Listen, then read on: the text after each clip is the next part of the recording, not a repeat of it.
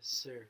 Well, guys, welcome back to Spooky. I think this might just be my favorite of the A&G Reacts. Hey, the TikTok too, they be alright.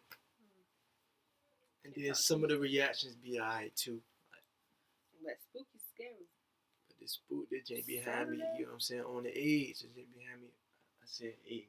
I meant edge. But yeah, this is Spooky Scary Saturday, where every Saturday we come together with y'all guys. You know what I'm saying? With y'all. And we react to some of these scary videos. If y'all would like to, y'all can send it to our Instagram right here. Yeah, right here. And then or in the comments. Yeah, or y'all can comment. But yeah, I would like it in the Instagram. You know what I'm saying? That way we can get that prepared for you. We can get that prepared for you. Hey, get you a little shout out.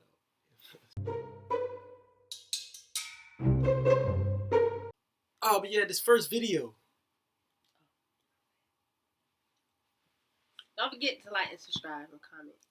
All that. Say that. This first video is from HBC. Horror Black Candy. It's called New Apartment. I left my country for a fresh start. Got into a new school. I made new friends. And I looked for an apartment. I don't like living in hostels with boys. So I rented an apartment near my campus. I got it at a low price. Oh well, what a lovely spacious apartment this is. Here I will have some fun time with my new friends. I spent my day making arrangements at my apartment. And it was finally my first night. Lying on my bed, suddenly, I heard the sound of walking on the street. Some children were singing a strange song. Rose is red, violet is blue. You better run before it comes to you. Man, that was weird. I neglected those children. How in the hell you hear that from your bed? And slept peacefully. Suddenly, I started feeling cold. I heard the sound of the door opening. I could hear those kids. Some song from afar. I woke up in a panic, wondering if there was anyone in my apartment. When I turned my head, a terrible clown stood in the front of my bed, with a bloody knife in his hands. Ah! I ran as fast as I could, and everything went black. I woke up. Oh my God, it was a nightmare. The next morning, I was in the toilet checking my phone. Hey God, hold on. Why we get a whole white bro butt ball on the toilet? Something that scared me badly. A picture of me sleeping. Although I slept alone.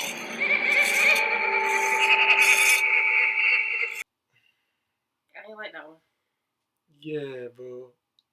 It's got a lot going on. Alright, first off, why the hell is bro naked?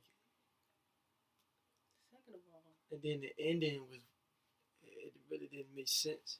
He really could have ended it after bro was standing over him. And I would be like, oh shoot.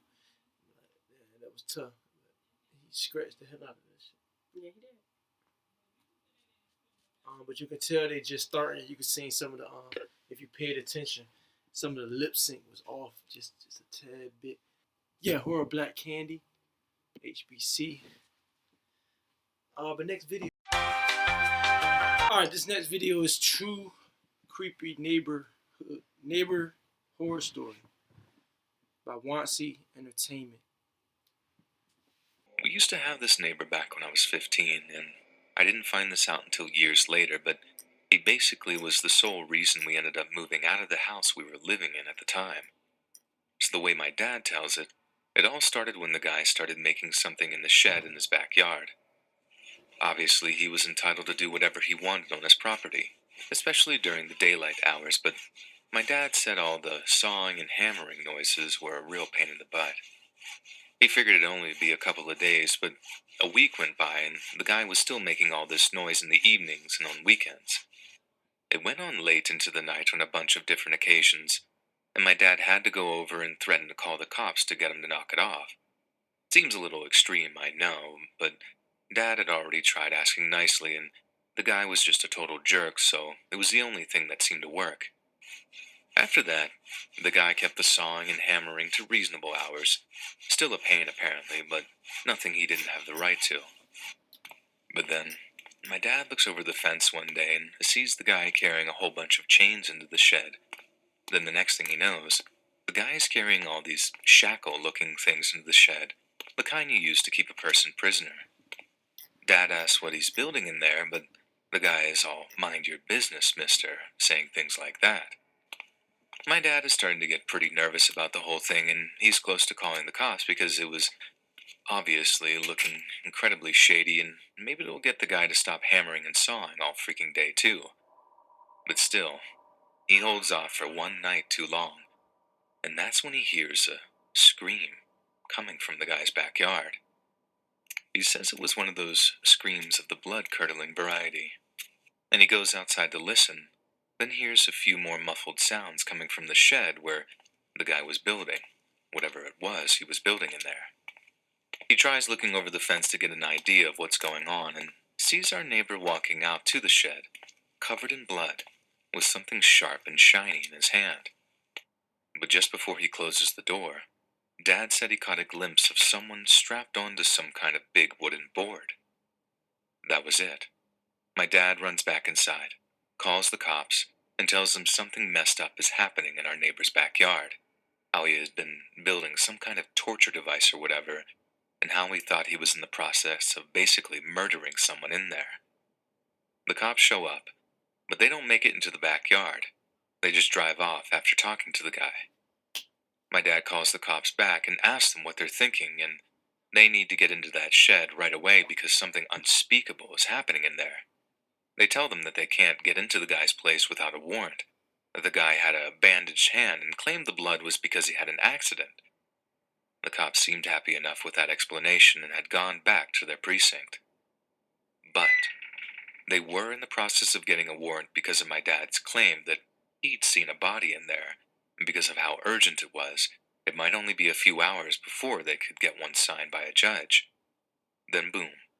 The next day, the cops show back up at the guy's house at like 6 a.m., and it wakes my dad up because they were literally sawing a lock off the door to the shed.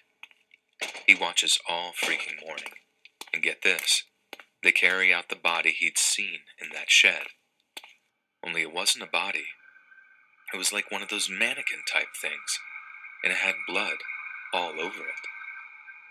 The guy has actually been building some kind of torture table in his shed, only he hadn't actually done anything to anyone, so the guy ended up getting a full apology from the county after they didn't find anything to arrest him over. But still, my dad's not happy knowing he lives next to someone who'd build something like that. And after arguing back and forth with the cops about the guy's right to build some sort of weird torture table, he ends up just being like, "Screw this, we're moving." He didn't say anything to us at the time because obviously me and my sister were still young and he didn't want anything like that in our heads. But after I had moved out and my sister had graduated college, he ended up telling us at a little reunion dinner. As you can guess, our jaws were on the floor when he was telling us, as we had no idea he was anything but some annoying home improvements nerd. It came up because we were complaining about having to move schools at that age, as me and my sister both lost a bunch of good friends, and it sucked having to start at a new school right when I just started at a new one there. He figured the whole thing would be justified to us why we had to move, and honestly, I get it. I wouldn't want to live next to a freak like that, either. Yeah, that was a good move right there, Dad. That was a good move.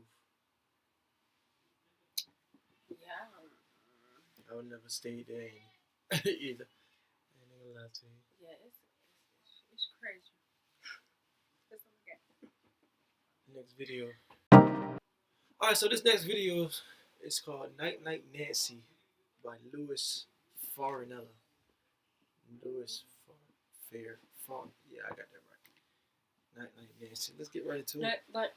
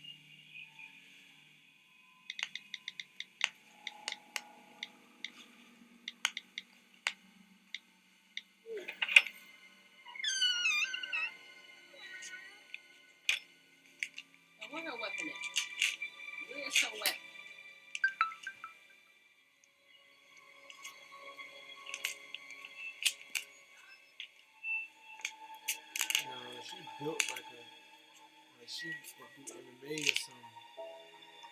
She look like a little boxer.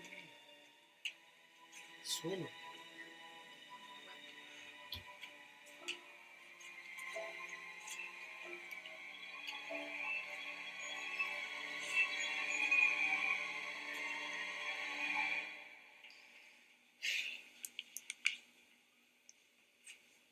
She said I'm tripping.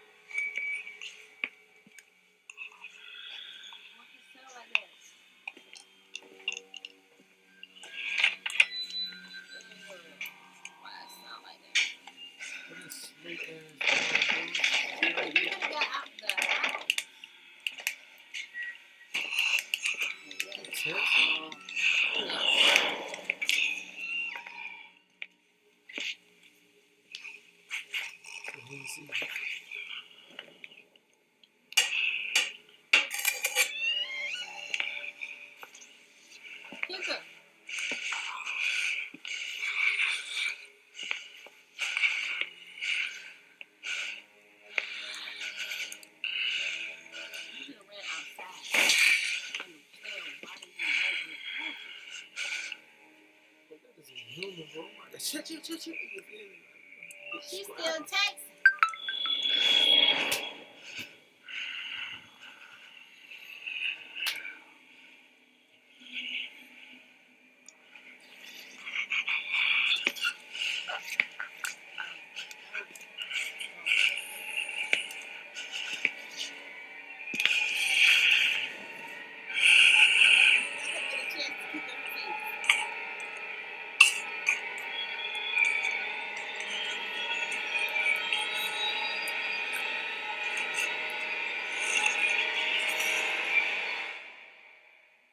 What is going on? Don't go out. Don't get out that closet.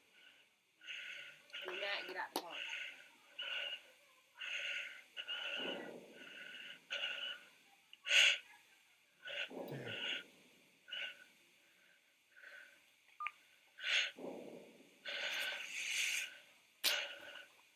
What happened to 911?